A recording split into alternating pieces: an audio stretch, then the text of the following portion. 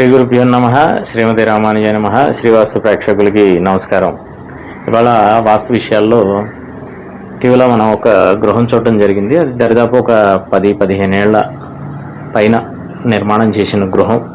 సాధారణంగా ఇంతకుముందు మనం కొన్ని వీడియోలు చెప్పడం జరిగింది. ఉత్తరంలో కానీ, తూర్పులో కానీ, లేదంటే పడమర నైరుతిలో. సాధారణంగా మనం పడమర నైరుతిలో స్టెప్స్ అనేవి మనం యాక్సెప్ట్ చేయము. సరే, కొంతమంది పెడుతూ ఉంటారు.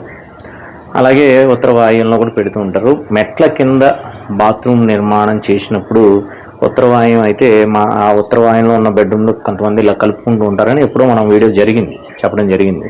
కానీ ఇక్కడ మీరు ఒక వీడియో కూడా చూస్తే పడమర నైరుతిలో ఎక్కడైతే అవకాశం మెట్ల కింద బాత్రూమ్ పెట్టే అవకాశం ఉంది, దాన్ని పెట్టడం జరిగింది. వాస్తవంగా అక్కడ బాత్రూమ్ అనేది నిర్మాణం చేయటం అనేది మంచి పద్ధతి కాదు. నైరుతిలో ఎప్పుడు కూడా బాత్రూమ్ వ్యవస్థని ఏర్పాటు చేయడం అనేది మంచిది కాదు. కరెక్ట్గా ఆ మెట్ల కింద ఏర్పాటు చేసి ఈ మాస్టర్ బెడ్రూమ్ నుంచి దానికి డైరెక్ట్గా కనెక్టివిటీ అనేది, అంటే కామన్ టాయిలెట్ కాకుండా అటాచ్డ్ బాత్రూమ్ కింద డైరెక్ట్గా మాస్టర్ బెడ్రూమ్ నుంచి ఇవ్వడం జరిగింది, డోర్ ఇచ్చి. ఈ విధంగా ఎప్పుడైతే మనం చేస్తామో ఖచ్చితంగా యజమాని పరంగా ఇబ్బందులు అనేవి ఉంటూ ఉంటాయి. సాధారణంగా ఎప్పుడు కూడా నైరుతి భాగంలో మనం బాత్రూమే పెట్టడం అనేది మంచి పద్ధతి కాదు. అలా కాకుండా డైరెక్ట్గా మెట్ల కింద ఏర్పాటు చేసి ఆ మెట్ల కింద ఇంట్లోంచి దానికి వెళ్ళే విధంగా ఏర్పాటు చేయడం అనేది యజమాని పరంగా చాలా ఇబ్బందులను ఎదుర్కొంటారు.